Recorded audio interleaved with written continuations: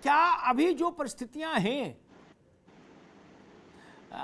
जो गर्मी का जो पैमाना है, जो उसके वो है, वो ज़्यादा है, कुछ समय के लिए स्थगन हो जाए? देखिए, जैन साहब ने जैसा कहा कि अगर शासन प्रशासन निषेधाज्ञा यानी धारा 144 लागू करता है और धरने प्रदर्शन की अनुमति नहीं देता है, तो मेरा अपना व्यक्तिगत तौर पर भारतीय नागरिक होने के तौर पर ये मानना है कि उस निषेधाज्ञा का अनुशीलन होना चाहिए, अनुपालन होना चाहिए, बिल्कुल होना चाहिए। और मुझे लगता है कि जो आशंकाएं जो आप बार बार मौसम का तापमान बताकर जो आप इशारा कर रहे हैं, जी। बजरंग दल के लोग उस तरह का तापमान बढ़ाने का काम नहीं करेंगे, ये आश्वस्ति मुझे है। पर रवि बाबू, है क्या, हमने ऐसी चीजों को प्रथम दृष्टया बहुत देखा है इतने लंबे समय में। बाद में 25 साल बाद समझ आता कि मैं इतनी छोटी बात पर इतना लंबा बखेड़ा हो गया कि देश हिल गया। लेकिन उस वक्त होना होता तो हो ही जाता है क्या।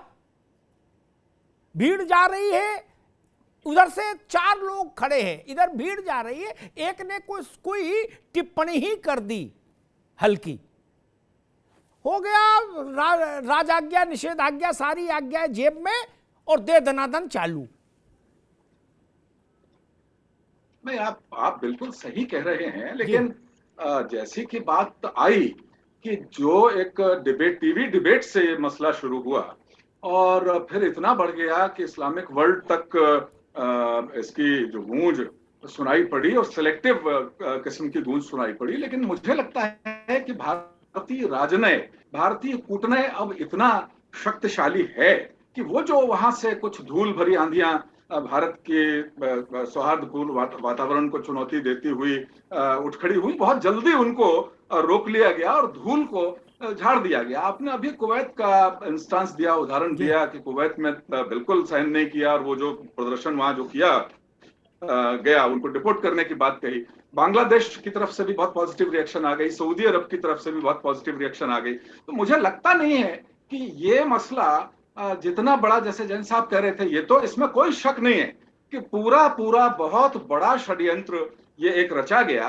कानपुर को जो नफरत की फैक्ट्री बना करके पूरे देश में एक हिंसक वातावरण बनाने का षड्यंत्र रचा गया और इसकी जड़ें कहीं ना कहीं इन्वेस्टिगेशन हो रही है और हम देखेंगे कि कहीं ना कहीं देश के बाहर भी फलती फूलती नजर आएंगी, जरूर दिखाई देंगी। लेकिन जितना बड़ा ये षड्यंत्र रचा गया, उतना बड़ा विध्वंसक परिणाम होता हुआ दिखाई नहीं दिया। और एक चीज और मैं कहना चाहता हूं अमिताभ जी आपके मंच पर, कि भारतीयता की जड़ें, भारतीय संस्कृति की, भारतीय आस्था श्रद्धा की जो जड़ें हैं, वो इतने मजबूत और इतनी गहरी हैं कि इस तरह सांप्रदायिकता के बहुत छोटे मोटे चूहे उनको कुतर नहीं पाएंगे। तो मुझे लगता है कि बहुत ज्यादा चिंतित होने की जरूरत नहीं है। बजरंग दल कल जो भी करेगा, बहुत सोच विचार कर, बहुत संवेदनशीलता के साथ और पूरी भारतीयता के साथ काम करेगा। राजेश भाई, वही सवाल आपसे, आप सरकार में हैं, क्या अभी कुछ समय के लिए, मैं जो सब लोग कहेंगे कि भाई ये तो लोकतांत्रिक अधिकार है, मैं मानता हूं, उसका सम्मान भी करता हूं, लेकिन कई बार ऐसी परिस्थितियां हो जाती हैं कि दाल रोटी खाना मेरा अधिकार है, लेकिन तबीयत खराब हो जाती है, डॉक्टर कहता भाई मत खाओ।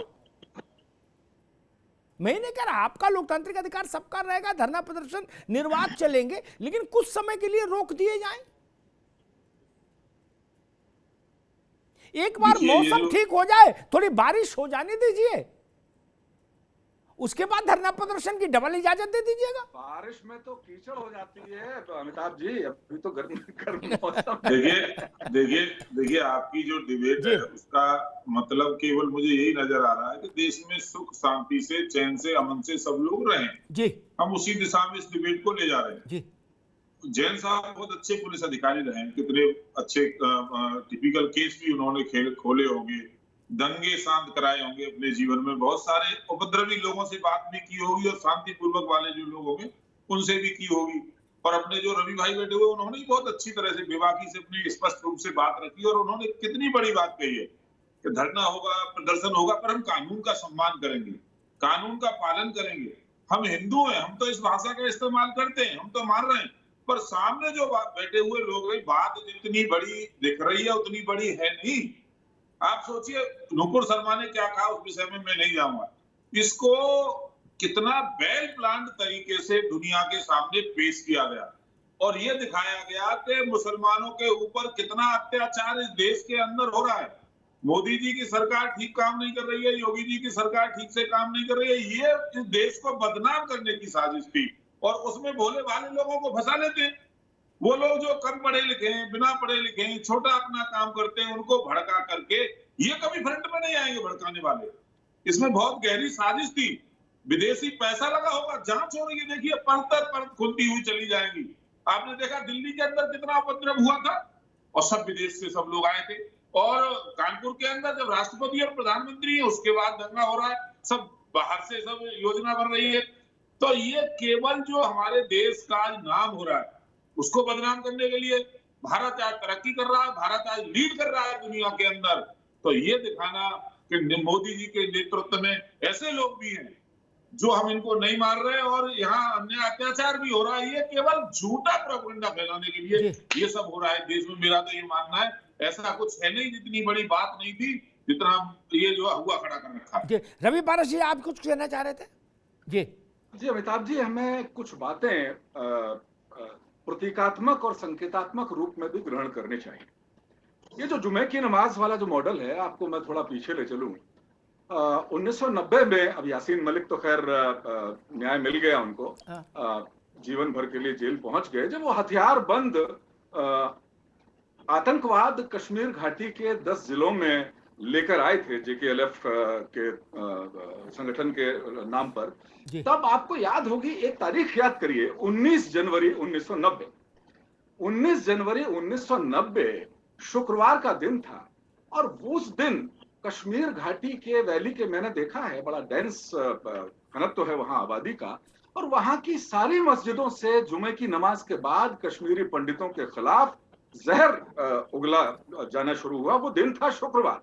तो ये मॉडल मुझे लगता है कहीं ना कहीं ये अडॉप्ट करने का जो प्रयास किया जा रहा है, और कश्मीर जैसे जैसे 370 के एब्रोगेशन और 35A हटाए जाने के बाद से जैसे जैसे तरक्की कर रहा है, तो केवल इतनी बात नहीं है कि मोदी सरकार के शासन को बदनाम करें। अब कश्मीर इशू में क्योंकि परिसीमन हो चुका, वहां चुनाव की बात होने लगी है, तो बहुत सारे मसले मुस्लिम वर्ल्ड के थ्रू ये एक अंतर्राष्ट्रीय स्तर पर उठाने की, भारत को बदनाम करने की पूरी साजिश है। लेकिन मुझे लगता है कि भारतीय कूटनीति, जैसा मैंने पहले कहा, इतना मजबूत है, इतना शक्तिशाली है कि ये अभी राजेश भाई ने एक बात की, मुझे एक बात याद आ गई। अमिताभ जी, आपको भी याद होगा, कठुआ रेप कांड हुआ था एक काफी 4-5 साल पहले। कठुआ एक बहुत छोटी सी जगह है, दूर दराज का इलाका है जम्मू रीजन का, और वहां एक बकरवाल लड़की के साथ, बच्ची के साथ रेप हुआ था। उसमें अदालत से इंसाफ भी हो गया।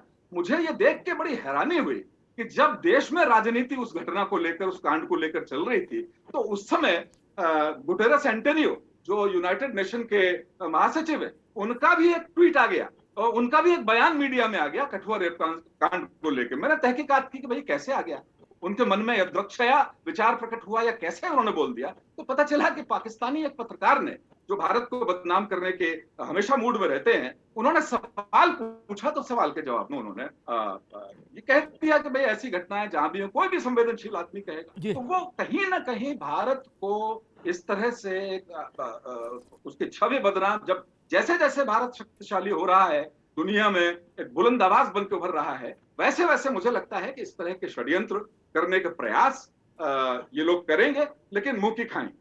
जी रवि जी, राइस जी, आप कुछ कहना चाह रहे थे?